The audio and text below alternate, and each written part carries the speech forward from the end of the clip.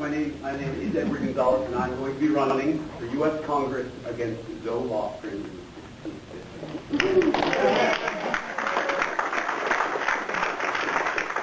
Now, just to tell you a little bit about myself, I graduated from New York University. I served 5 years in the United States Marine Corps.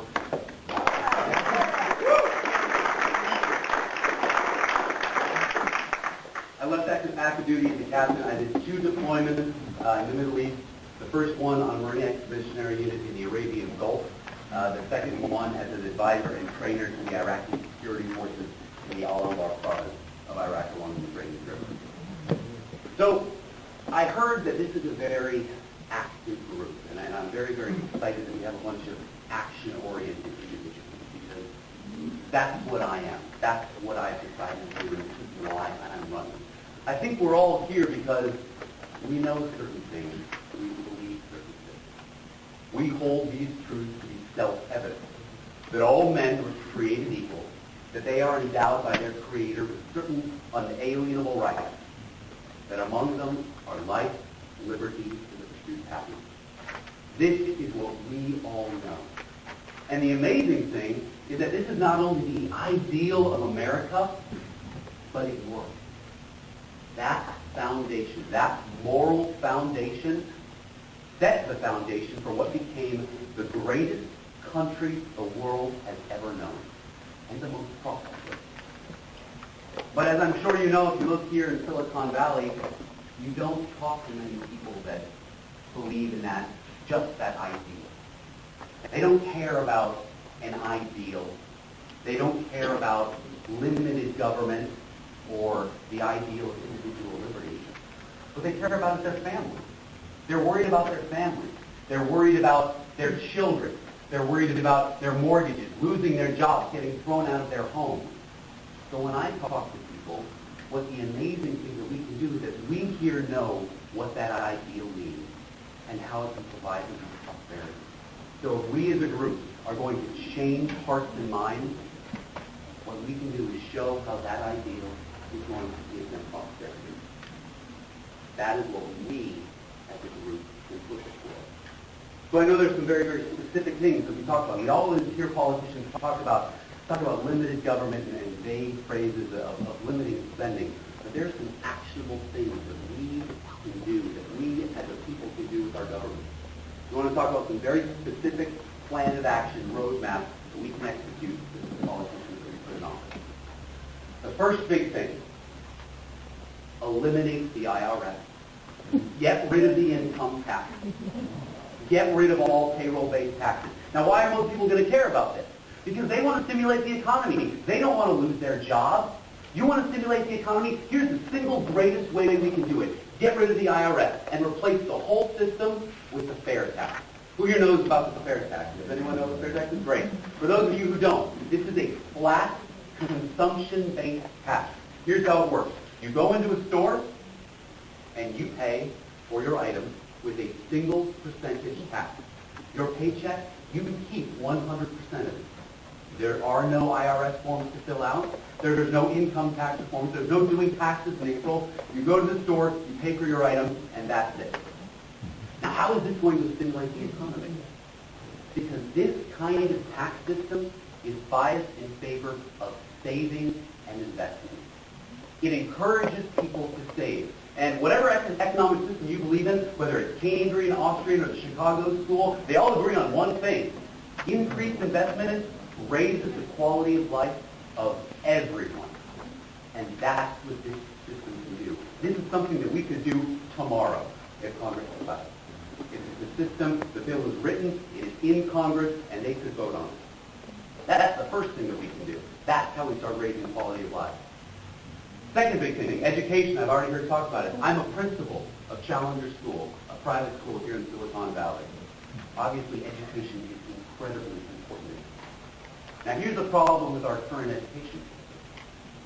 The federal government taxes communities, states, and individuals. It sucks money into Washington, D.C. There's a thing called the Department of Education. They twirl it around for a while, and they give back to states and communities less money than they took in taxes, with a whole stack of regulations saying, here's the standardized test you have to take. Here's what you must teach your children. they don't offer anything to our children in the way of education. They take our money and they give us regulation. What should we do? Abolish the Department of Education. Get rid of it completely and return education back to parents. Let's keep the tax money. We'll have more money for schools and no regulation. That is something, again, we could do immediately. And the third big thing, health care. Everyone's worried about health care. Doesn't matter if you're Republican or Democrat. Costs are going up. It's incredibly inefficient. Insurance companies and insurance premiums are rising in cost. This is something that we all care about. Everyone's worried. Huge health care reform going on. But we all know that the health care reform being pushed isn't going to work. It's going to make health care even more expensive. So what can we do? The free market is the absolute best way. Free market principles are the best way to increase healthcare, to improve healthcare costs right now. Now, how do you talk with someone that doesn't understand a lot about the free market? I've come up with this analogy, and it works very, very well, and I would encourage you to use it with your Democratic and liberal friends. Imagine what would happen if a very good, well-meaning politician said, you know what? Car insurance companies, we need to make them pay for their tires, gas, oil changes, regular tune-ups, and everything else you could think of that you might need to do to your car. What would happen to health insurance premiums? Car insurance premiums, thank you. What would happen to car insurance premiums? They would immediately rise. And then people would find it very, very hard to afford car insurance premiums. So these same well-meaning politicians said it's absolutely unacceptable what you do. We need to force employers to give car insurance to their employees. And again, pay for everything. Gas, oil changes, spare tires, the like. What's going to happen again? Premiums are going to rise and rise and rise. So what can we do to help the healthcare industry? We need to get rid of all of these absolutely ridiculous, outrageous mandates on health insurance companies as far as what they need to provide, who they need to provide it to. What would be the end result? What's going to happen? Health insurance is going to return to what it used to be, a protection against unforeseen disaster. And your normal doctor visit will be paid for out of pocket. Insurance is a protection against disaster, and that's it. Premiums will go down, costs of health care will go down, and we will be living, health care for all individuals will be easier to maintain.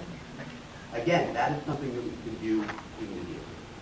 So these are the three big things that I'm discussing with everyone. And I would encourage you, when you go out, when you talk to people about whether you're promoting different candidates, whether you're promoting limited government, these are the ideas and things that you can discuss with people that they buy into. Republican, Democrat, Libertarian, Green, it does not matter. These are the things that people are. So I've spoken for a couple minutes, and what I really, really want to do is open up the floor to questions so you can learn a little bit more about me. I'm social liberal, fiscal conservative. What that means is I do believe in civil liberty, and I do believe in equality for all people, which I think all true conservatives also believe in, but the way the Republican Party has sometimes been marketed in the past, that seems to be a sticking point for a lot of people who consider themselves to be Democrats forever. So I believe in civil liberties. I believe in equality for everyone under the law. I don't believe that we should legislate morality upon people, but at the same time, I am a hardcore fiscal conservative.